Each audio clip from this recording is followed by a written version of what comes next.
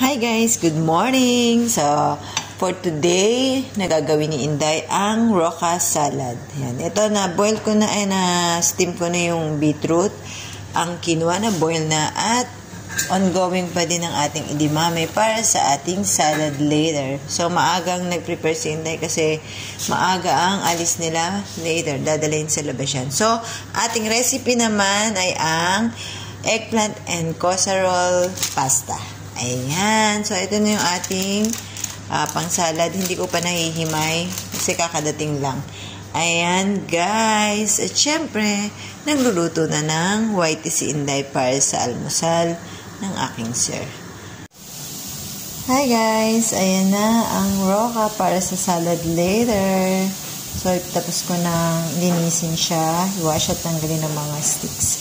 So, ipiprepare ko na mga on top niyan, mga kasama niyang salad. Dadalahin yan sa auntie ng aking sir today lunch. Yan.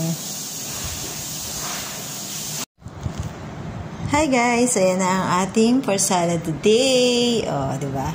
Ito na yung ating edamame, beetroot, feta cheese, quinoa, and roca.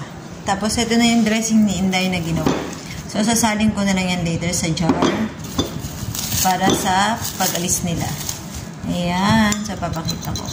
Balsamic vinegar, olive oil, mustard, and honey. Ayan.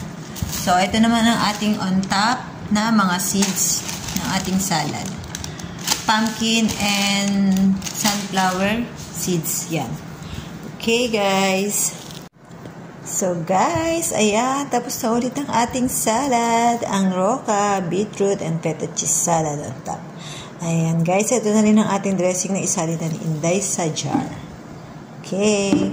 So, waiting na lang yan ng pag-alis later. Ready na yan.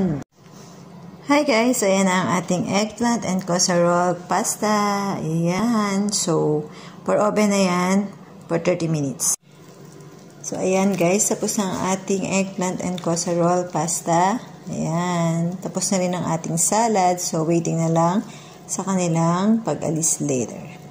Ayan, guys. Thank you for watching. Keep safe and God bless all. Bye!